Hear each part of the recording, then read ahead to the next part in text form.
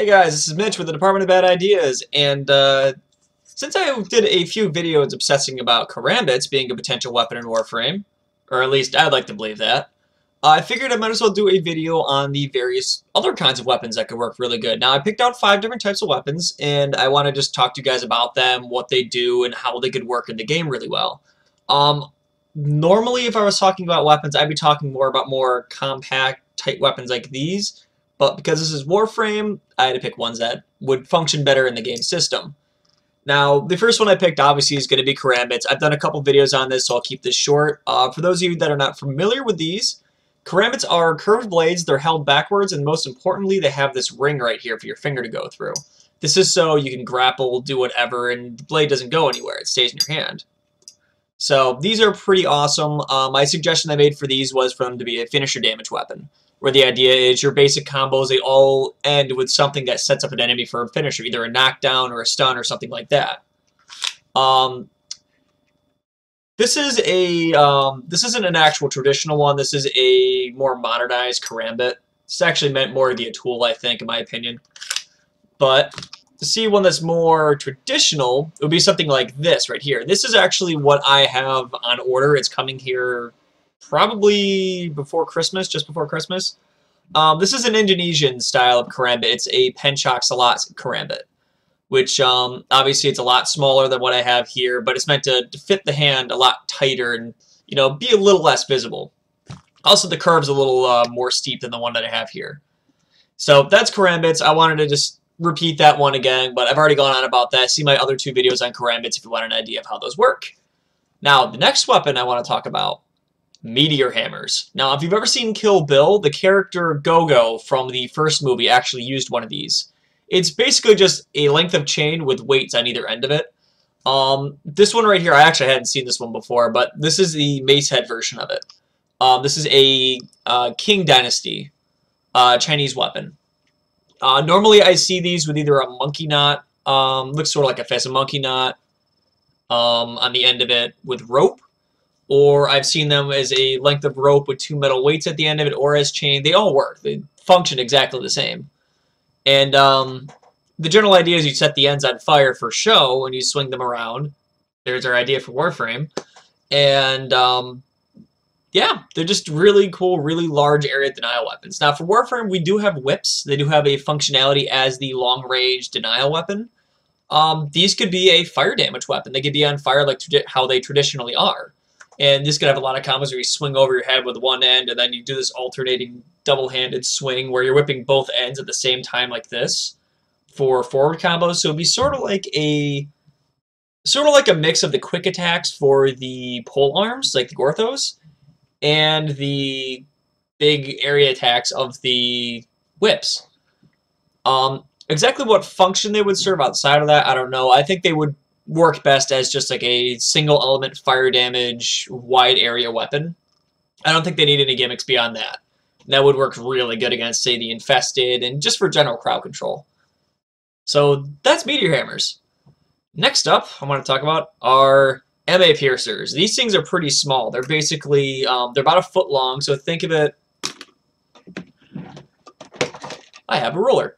They're about this big. Now, and then they spin around on a ring on your pointing finger, so you get this. The idea is you stab, stab, stab, spin it literally to be flashy. It's there to distract your opponent. They look at that, but you have one on both hands. So they look at this one while you're stabbing with this one.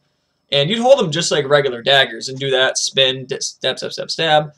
I've seen a couple variants on this that have a different type of blade tip on either one, which is pretty interesting. These are wushu weapons in particular. This is what I've seen them in. I guess technically kung fu as an extension of wushu, but it's a very interesting weapon. These could be their own stance, or they could be an extension of double daggers.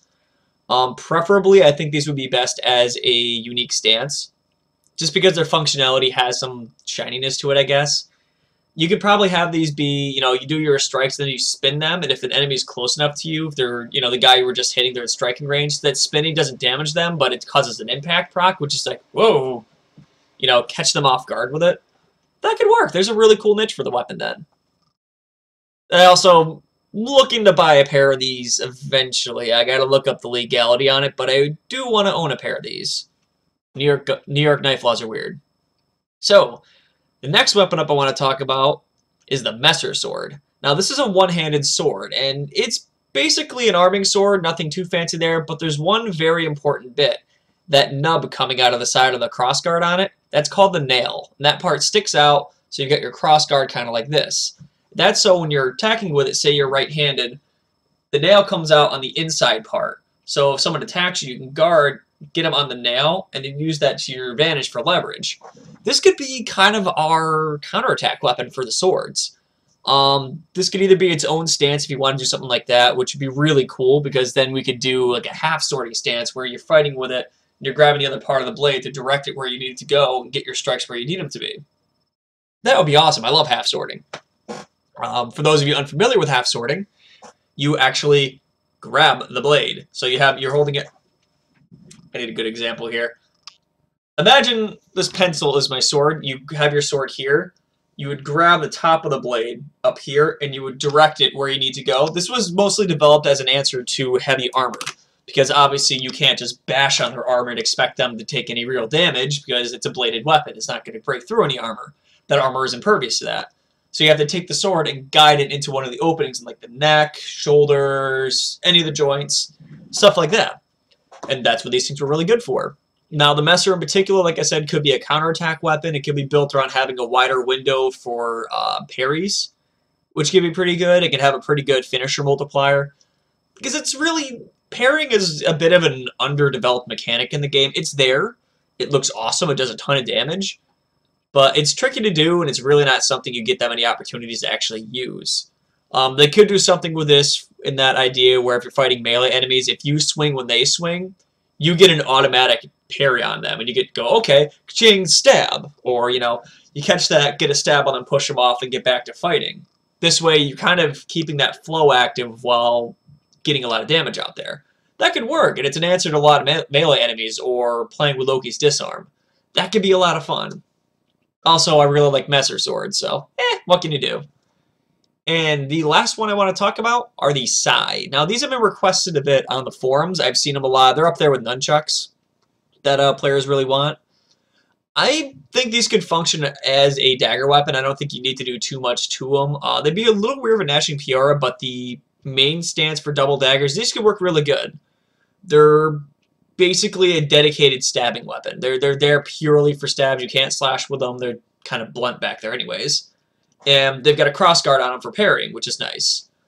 Now, these would be probably, if you want to give them a special niche among the other weapons, these could be kind of the mid-speed bleed damage weapon, where a lot of your hits have a high chance to trigger a bleed, or it could be slash damage only and nothing else. Or probably more thematically, it could be purely puncture damage. That could work as well. So, yeah, another set of daggers we could work with, because honestly, double daggers are a really neglected class of weapons in the game. So those are my suggestions for a few different types of weapons we can get in the game, aside from me just rambling about Karambits. So this is Mitch with the Department of Bad Ideas, signing off. And I can't find my mouse cursor. Ah, there it is. It's Mitch signing off.